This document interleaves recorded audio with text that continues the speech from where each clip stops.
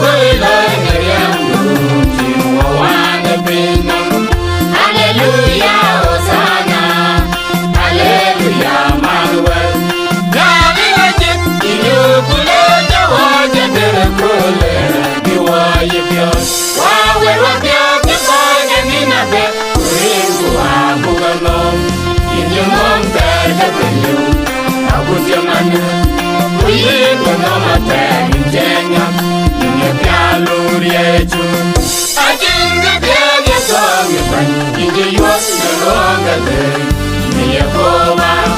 Inge nyale yi inge nyale hirachin jangwari. Nyale nje yaga nuchom nepyote. Inje kuila ngariam chim wawane pinam. Hallelujah Hosanna, Hallelujah Manuel. Dalinga dalinga kuyere. Ije kwa jamadan ketoro yere yawaya. Kuyikiri jogu malang jeba kujini ndu demdemat. Yintalajit, tajindalajit. Tajinga biaje komi ban. Iji wak lelonga de. Niyakoba. Inge nyale yi, inge nyale hirachin jangwari. Nalenje yaga kuchum nepyote. Inje koi lai ngariam chim wawane pinam. Hallelujah Hosanna, Hallelujah Manuel. Nalinja pira tena kuljen ajimere janangi nawalaje.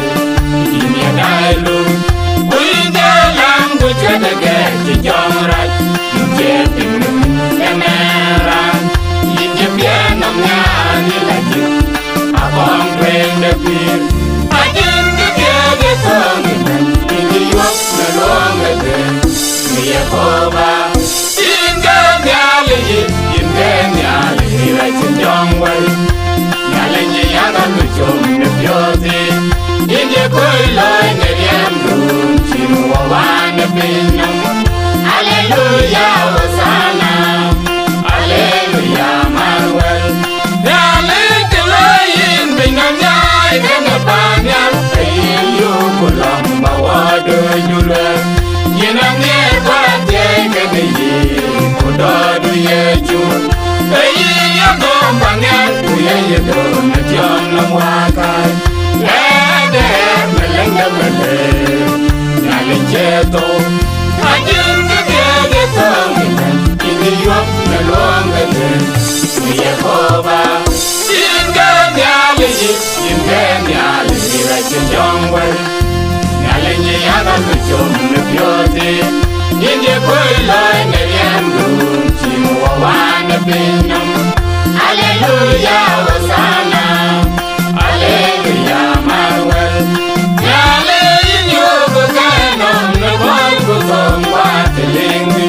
Amuchi Jerusalem Junior. Panja jiji nyandia ijeng malaika